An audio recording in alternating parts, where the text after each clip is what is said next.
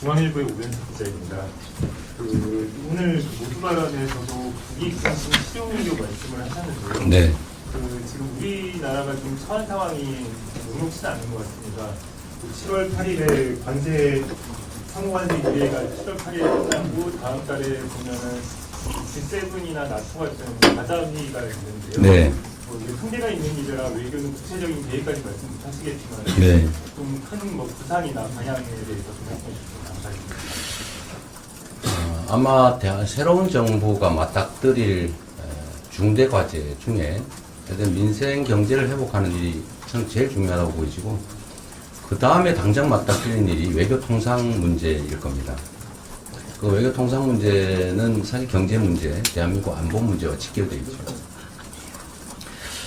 나토나 G7에 참석할지는 G7은 아직 정부의 초청이 오지 않은 상태 같고, 뭐 지금 고민할 일은 아닌 것 같고, 나토 문제는 모르겠어요. 지금 대통령단체 제가 결정할 수는 없고, 가상적으로 굳이 말한다면 그때 가서 판단하긴 할 텐데, 글쎄 지금 국내 상황이 이렇게 막 어지럽고 복잡한데 거기에 구체적인 현안 의제가 있다면 혹시 모르겠지만 꼭 그래야 될지 아닐지 좀 고민점이 좀 많이 있는 것 같습니다.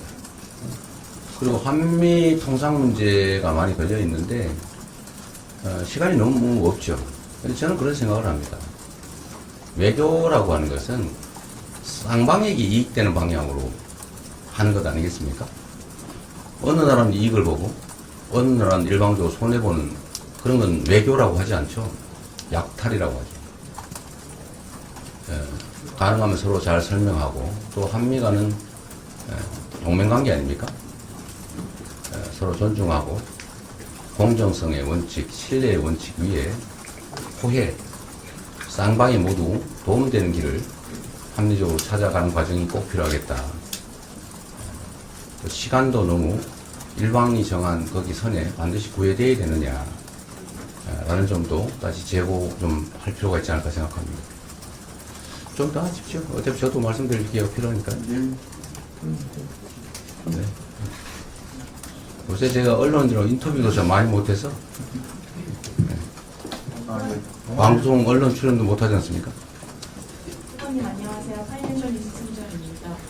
후보님이 예상하신 보수 진영 단일화 전망에 대해서 궁금한데요. 네. 전망이 여전히 유효한지 궁금하고요. 그리고 만약에 저쪽에서 단일화를 하게 된다면 캠프 차원에서 어떤 대응을 하실 예정인지 듣고 싶습니다.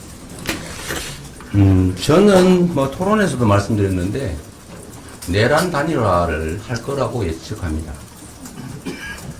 결국 개혁신당도 국민의힘에 아류고,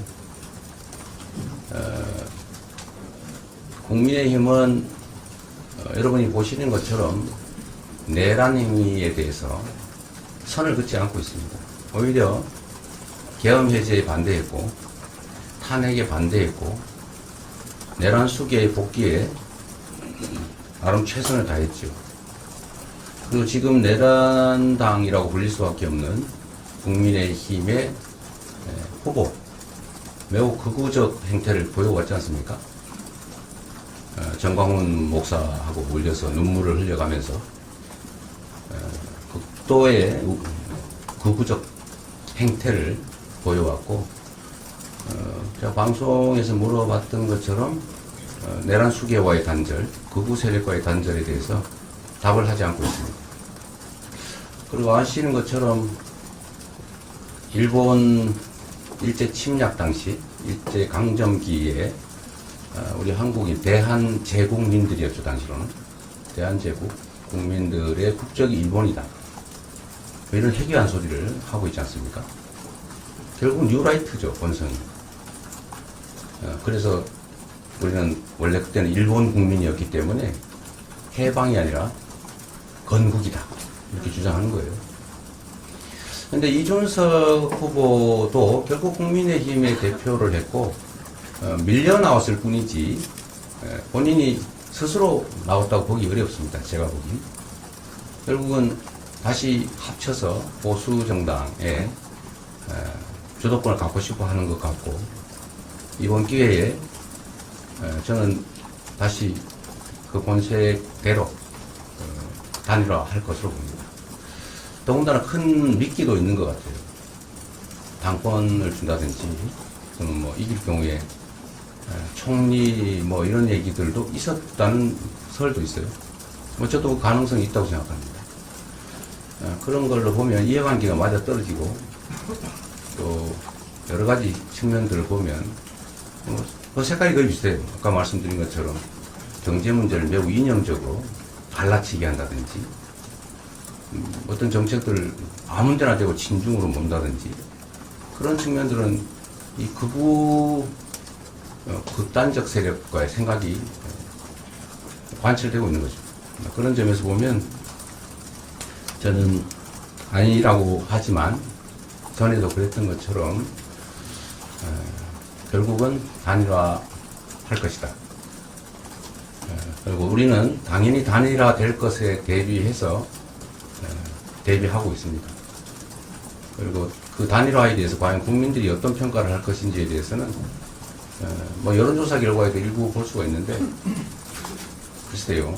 그게 얼마나 시너지가 있는지 모르겠지만 정치적 이해관계를 따져보면 단일화하는 게 그 두 쌍방에 모두 도움되는 것이어서 단일화할 가능성은 매우 높다. 거의 확실하다. 저는 그렇게 생각합니다. 네. 네, 그 마지막 질문을 좀 받아야 될 것 같습니다.